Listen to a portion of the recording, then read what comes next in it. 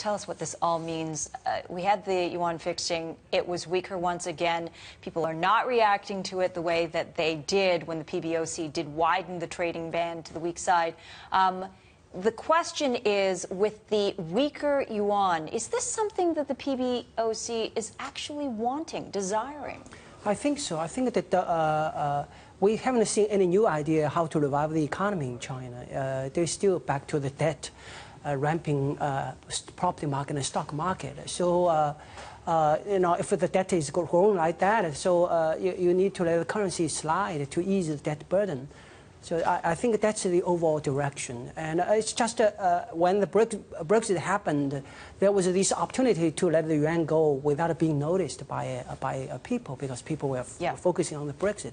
So it's not two things and not related, just because there was a good opportunity to do it. So the government did a bit of that, more than usual. So really using Brexit as cover? I think so. I think so. As cannon fodder, almost. Yeah, Brexit has nothing to do with China. Maybe some rich people hide their money in London, but the UK is not a major economy in terms of industry.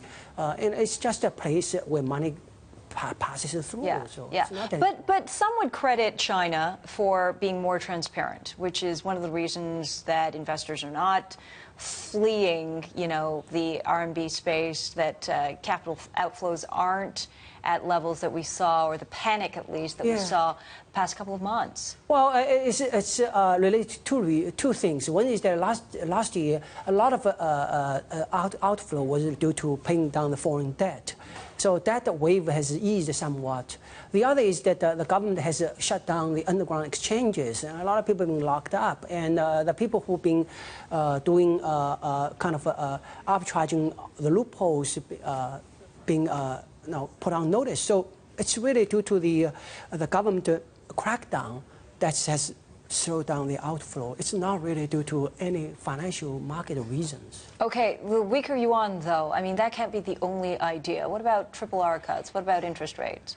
I think that all these interest rate or the triple R are not really that important, because the central bank can always deal with these through other means. You look at they can through buybacks, repo or reverse repo to manage the liquidity in the banking system. The other is that you look at all these trust products. The interest rate is really determined by how much liquidity the central bank pumps in. It's not related to the all right, liquidity is fine right now, unless at some point within the next 2 years, Kyle Bass and others predict that there is going to be a necessary bailout of Chinese banks, which could freeze the entire credit market in China. Well, Chinese government wouldn't do it unless they have to, right? So the banking system is in trouble. To what extent, we don't know, because half of the debt is related to the property sector. So, and the government is just and that's stabilizing right now. The government is ramping the property market, so the sentiment changes with where the property market is. But the issue is still the property market is a vast bubble, okay? And you're producing so much property that will never be in use in the future. You're just selling these, using these as chips for people to speculate. But you can't allow defaults not to happen. I mean, just look at Italy right now. They are facing an insolvency crisis because they're calling defaulted loans non-performing loans. And right now, investors are calling them on it. Same thing in China. At some point, that's got to end. Yeah, in China, the difference between China and other countries is that everything goes back to the government, because everything depends on market's faith in the government's solvency. So the government is actually backing, underwriting all the risks in China nowadays. So do they have enough in reserves? I mean, we got a little worried when the speed of the reduction in reserves went from 3.3 to $500 billion down. Well, the total debt is like $30 trillion. Obviously, the reserves you're talking about is only 1/10 exactly. of that. So it's never enough. But the issue is that for the central government, I think that people think when push comes to shove, the way out is to let the currency go.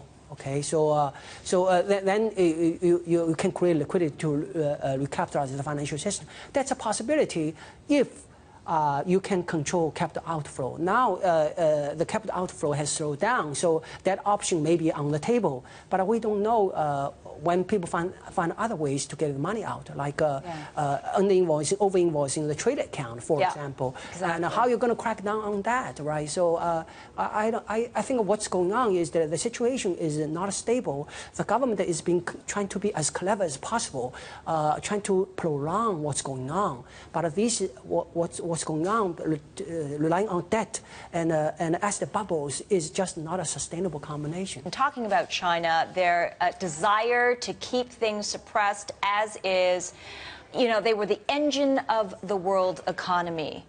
They still kind of are, to their detriment. Well, I think the issue is that China has been investing a lot. So when you first invest, you create demand because you're building things. Then after you have built the factories, you need to sell. So where's the market? So, if you stop investing, then the economy will go down. So the Chinese government has decided to keep investing, even though you cannot sell as much as you want. But I thought we were talking about overcapacity. I thought we were talking about supply-side reform from Xi Jinping. Well, it's being talked about. I think that the issue is that the Chinese government says a lot of things, but what are the different things from time to time? But what it does is the same. It's investing. It's pumping up asset markets. So I think that that's the story continues to dominate the world. When you first invest, you lift the global economy. Then when at a certain point, then you become kind of suppressing investment elsewhere because you create the overcapacity here. About specifically China's steel demand and production this year. We're seeing a little bit of a rebound. How do you explain that? How sustainable is that then? And it had a lot to do with the speculation in the commodity market. People were speculating in the steel, in the steel futures, and created demand for inventories. So that's why suddenly a lot of steel mills ramped up production to meet the inventories. Then of course, then the production will fall more because you're basically producing for inventory. Not sustainable. What about iron ore? We saw a first strong half there. Yeah. Is China going to keep that up?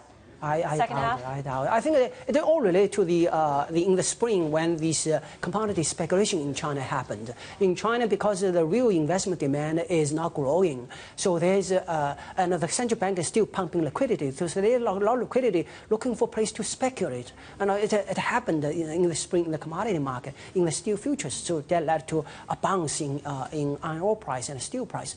But in the long-term trend for iron ore and steel, it's still going down. Do you believe in the assessment that we are seeing stabilization in China right now based on the economic data that we've seen, including PPI off of, you know? Yeah, there is stabilization because of the property market.